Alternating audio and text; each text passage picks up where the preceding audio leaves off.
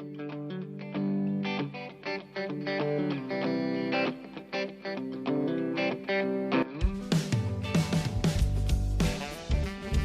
back to Moments That Matter. If you know us, you know that we have a tremendous affection toward books and reading, and we've been introducing a series called Books That Matter, and we've had a chance to interview a few guests about books that really matter in their life, and today we're going to take an opportunity to do that for ourselves. So I would like to introduce to his own podcast, yet again, Dr. Paul Shotsberger. Thank you for being here for Books That Matter today. Love it, every minute of it. And today we're going to talk about something. I've not read this, and I've heard you sing its praises. It will be on my list to be read as soon as possible. But today we're going to be talking about, as you perfectly described it, a long title for a short book, And Every Morning the Way Home Gets Longer and Longer by Frederick Backman. Tell us, Paul, why'd you choose this book? Well, I'm in a couple of book clubs, and one of them we read something called Anxious People, which was written by this man. He's Swedish, and all of this is, translated into English. And that book was absolutely remarkable. And I've since read another of his books. This one that I'm talking about today is actually a novella. So it's a pretty easy read. You can get through it, fairly quickly. And it would be, for anybody who's looking for maybe a new fiction author or something like that, this would be a great break-in and an easy introduction to him. His books are kind of long, and so this is obviously an exception. I have not really encountered an author who is so good at creating characters, and characters who are not only three-dimensional, but that you just feel everything they're feeling, and that you laugh when you should laugh, and you cry when you should cry. And it's really quite remarkable. And me, myself, and I'm trying to break into fiction, and writing fiction. So I am looking for role models, people that I can pattern my writing after, and he would certainly be one of them. So this story is about essentially four people, but really just two. There are two main characters. One is a grandpa, and the other is a grandson whose name is Noah, but the grandpa calls him Noah Noah because he likes the sound of the name so much. He says it twice. And the other characters are the grandfather's son, who is Noah's father, and then the grandfather's wife, who has since departed, but kind of shows up in his mind, in his thoughts, as alternately an older woman and a younger woman, and he is just kind of reminiscing and very sentimental about everything. The twist with this is not unlike A Beautiful Mind, if our readers have either read it or seen the movie, where you are sort of halfway into the story and suddenly realize that you're inside the mind of this person, and the things that you've been seeing and the characters that he's been encountering are essentially made up. So it's like that in one way.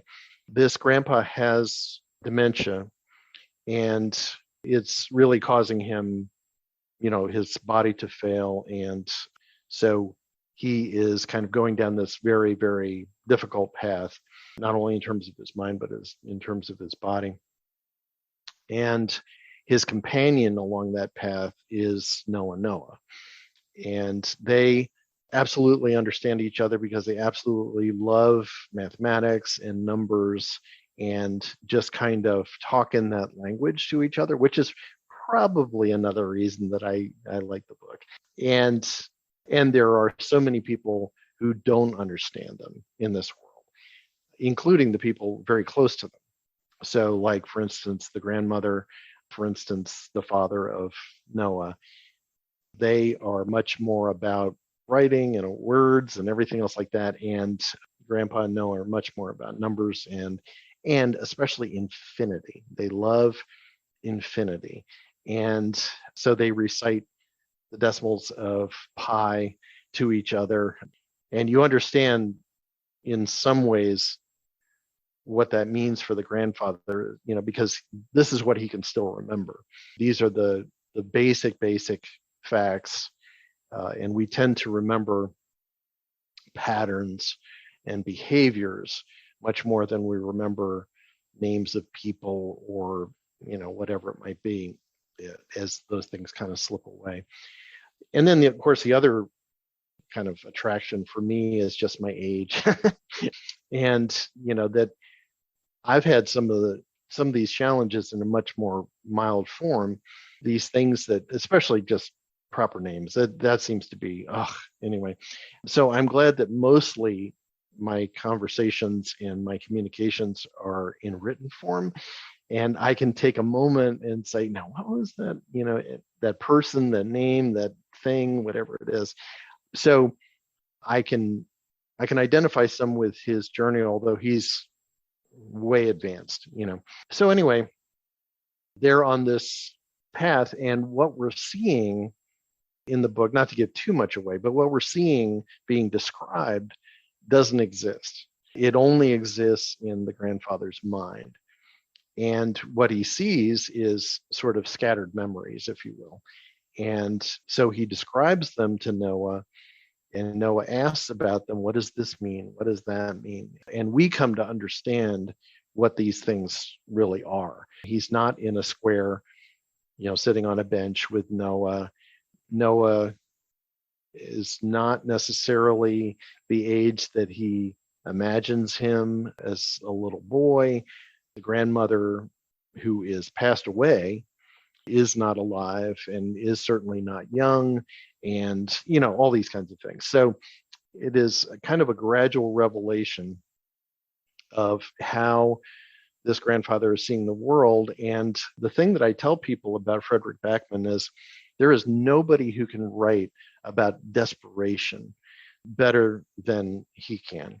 He writes it in such emotional terms, and you can't help but feel the desperation of the characters to be different, to wish for the past, to whatever it might be. So obviously that's a plus in fiction, if you can make the reader feel things, with just your words.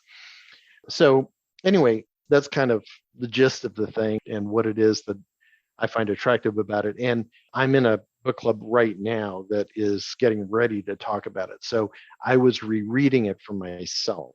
And this is kind of why, because there are lots of books that you and I can both talk about, but this is kind of recent for me, so that's why I'm talking about it.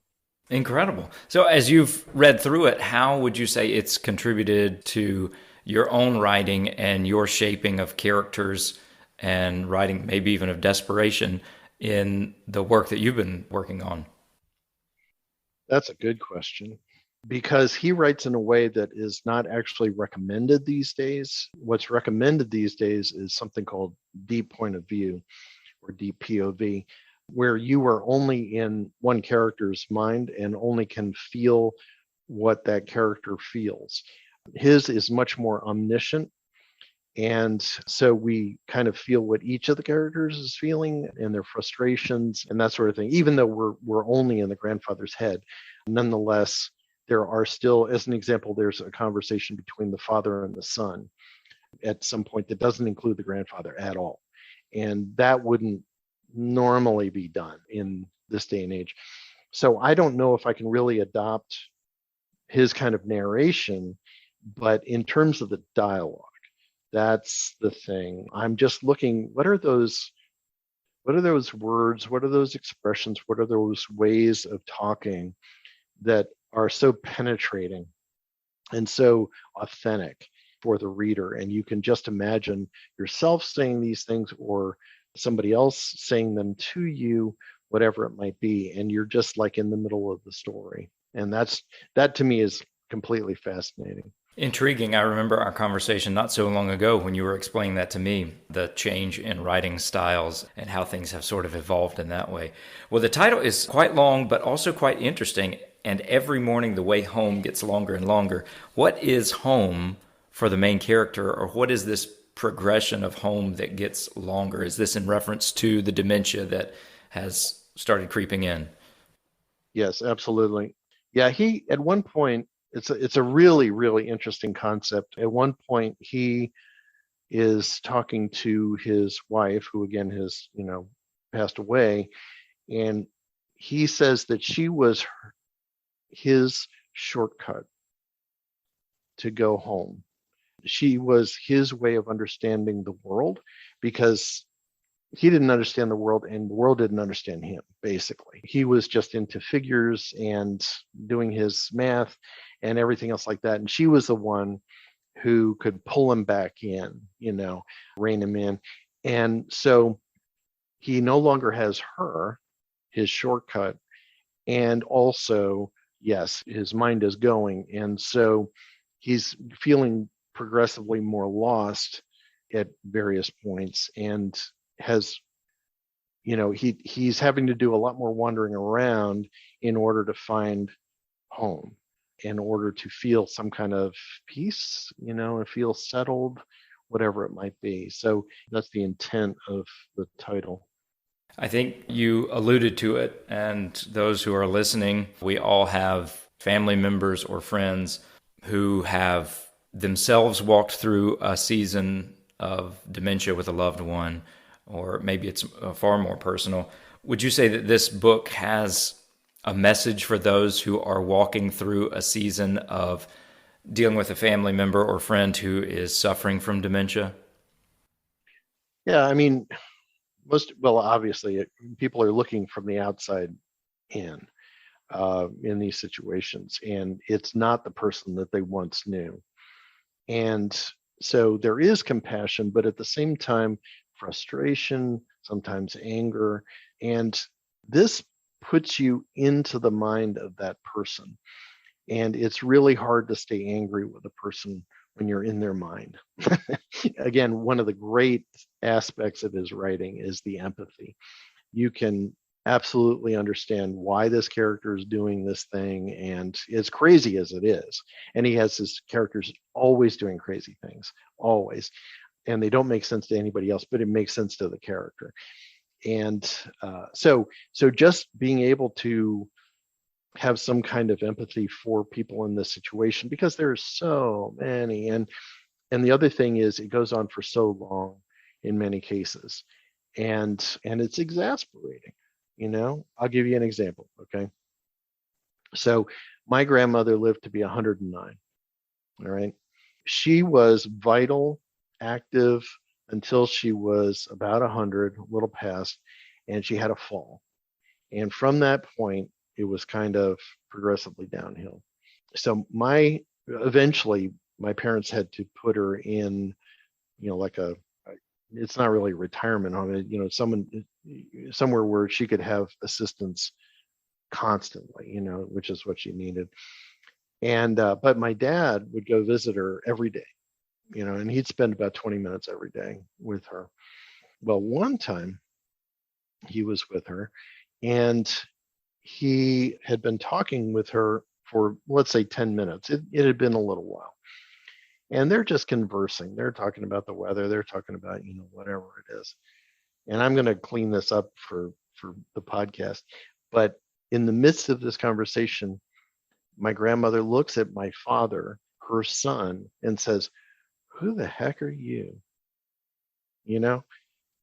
So you've got somebody who is invested in this person, has been for, decades, but in the most recent time is coming faithfully, to be with this person, and she has no idea who he is. And this is the level of frustration, this is the level of anger, this is the level of, that people face with this kind of disease, and it's just so hard.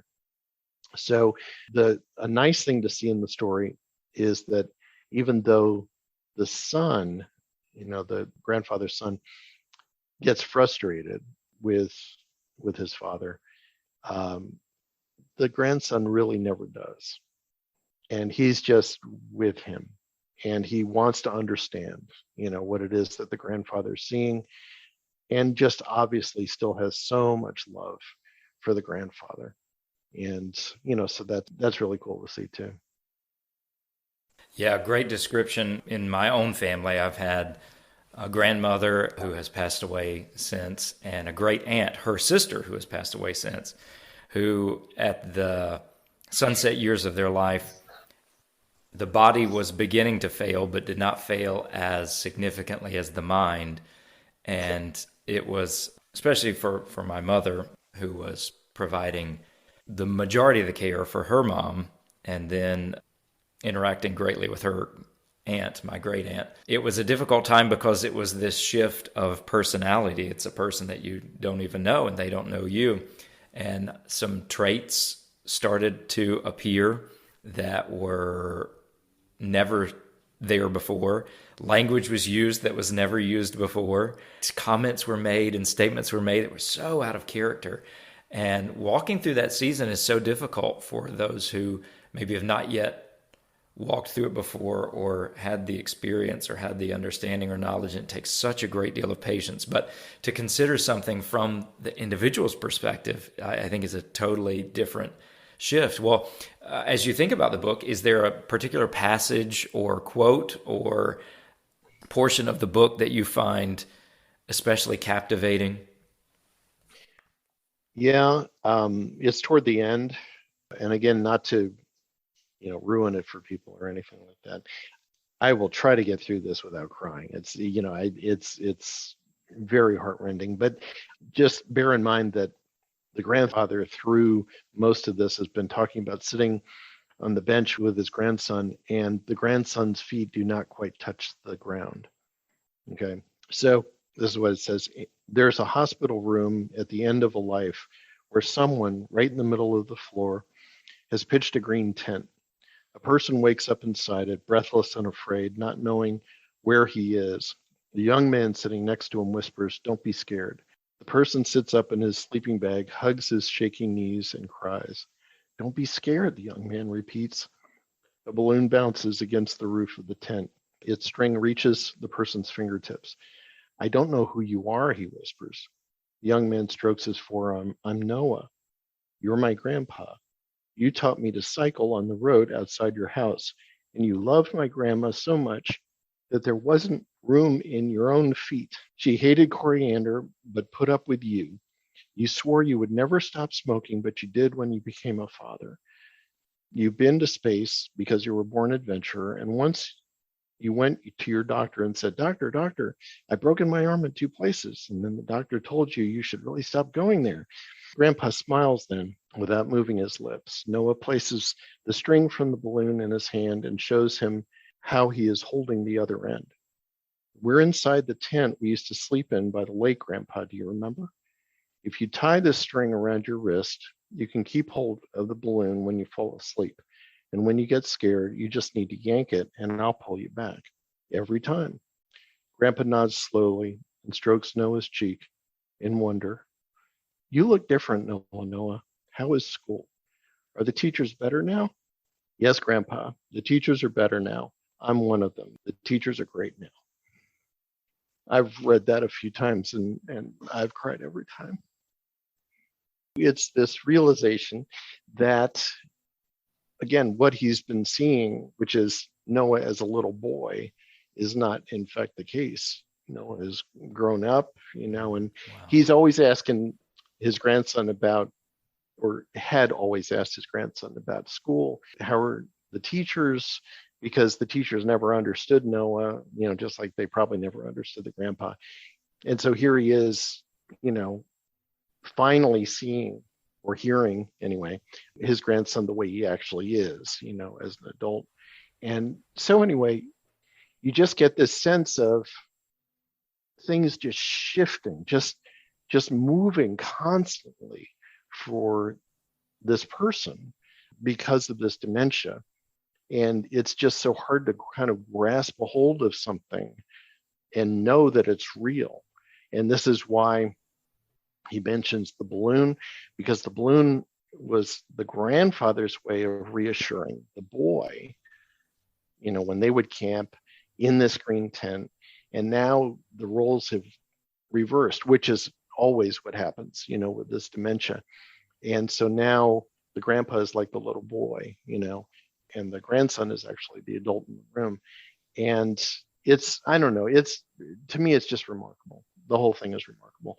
And again, let me emphasize that I haven't read a bad Frederick Backman book. So I really encourage everybody, if you have not heard anything about this author, just pick up this book anyway, because it's such an easy read. I think you'll be encouraged to go on to others. So his first book's A Man Called Ove, and then Beartown was another one. Britt Marie was here. Anxious People, which I already mentioned, which is, by the way, if you want to just read a funny book, Anxious People is the book. Just remarkable, funny characters. But anyway, and there's always a twist with his books. Yeah, you think you know what's going on, and you have absolutely no idea what's going on. So that's kind of fun too. Wow, beautiful scene and beautiful words, and very moving. You mentioned that this was a shorter one of his books. Are the other ones longer than this one, or are they of similar length? Do you have any other novellas? This is the only novella I'm aware of. So the others are most definitely novel length, but not difficult reads. They go quickly, just because of his characters and his dialogue. So, yeah. The twists at the end seem very O. Henry-esque, how you get to the end and get a zany, quick twist. I love that. Well, anything that you would suggest to readers to look for, or any takeaways that you think a reader, a first-time reader of Frederick Backman may get from this book? Just don't make any assumptions, and just try to really enjoy the ride, and not do a lot of sleuthing.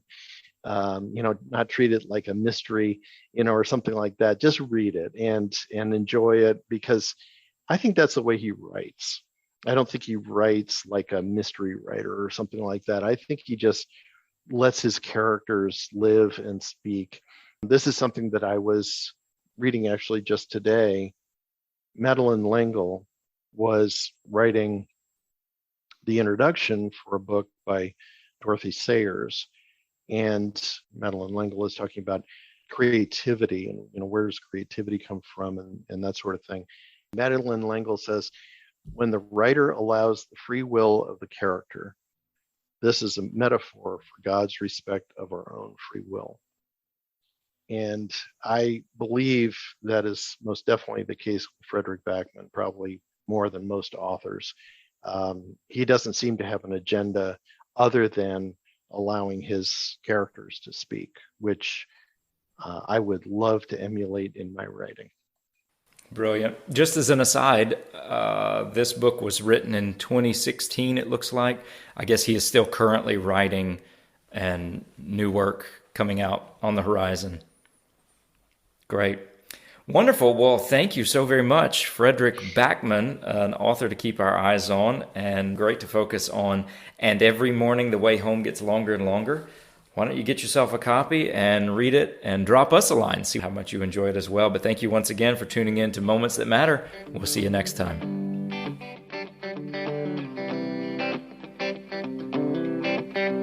Thanks for listening to Moments That Matter, a podcast that looks at the moments in our lives that come along from time to time that have consequences long after the moment, especially those moments that have to do with the choice of vocation. In his book, Let Your Life Speak, Listening for the Voice of Vocation, Parker Palmer speaks of a clearness committee in the Quaker tradition, wherein a group of older, wiser people ask questions of someone considering a life choice as a way of clarifying the next step. We may not meet with a committee about these big decisions, but we all have these critical junctures in our lives, which we can think of as clearness committee moments. We need to pay attention to these moments because they are profound and potentially life-altering. We'll relay stories from our lives and interview others about theirs, especially noting the clearness committee moments, those we choose to recognize and those that were sadly ignored, those decisions that were made with God in mind and those that were not. Our hope is that these podcasts will cause you to think of the same kind of moments in your life with new clarity.